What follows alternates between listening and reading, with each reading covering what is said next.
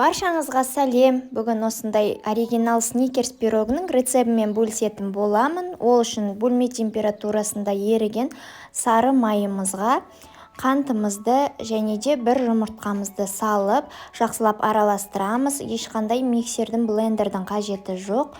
Венчик болса болғаны. Жақсылап біркелкі масса шығарып аламыз. Ал оған дейін достар, каналға тіркеліп, лайк басып, қоңыраушаны басуды ұмытпаңыздар.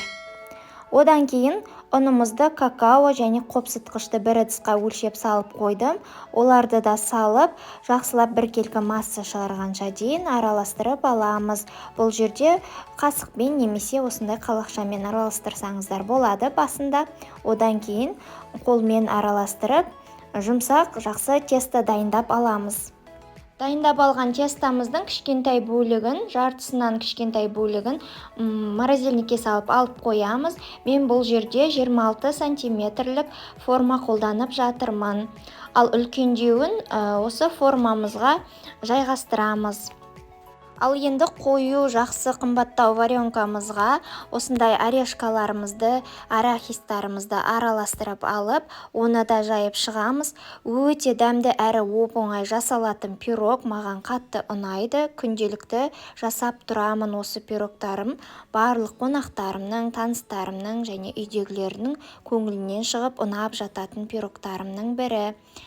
Осылай жайғастырып алғаннан кейін қамырымыздың жаңағы екінші бөлігін морозильниктен алып, терканың үлкендеу тісінен өткізіп, үстіне себеміз. Осылай жайғастырып шығамыз.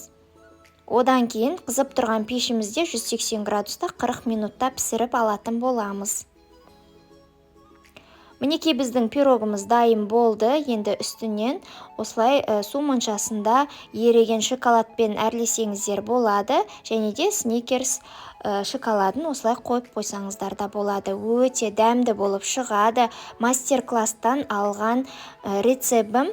Сіздер де жасап көрсеңіздер болады. Тіпті осы пирогтың рецебімен жасап сатсаңыздар да болады. Өте дәмді болып шығады. Барлығын көңіліне шығатынына сенімдімін. Назарларыңызға рахмет. Келесі рецептерде кездескенше сау болыңыздар. Каналға тіркелуді ұмытпаңыздар.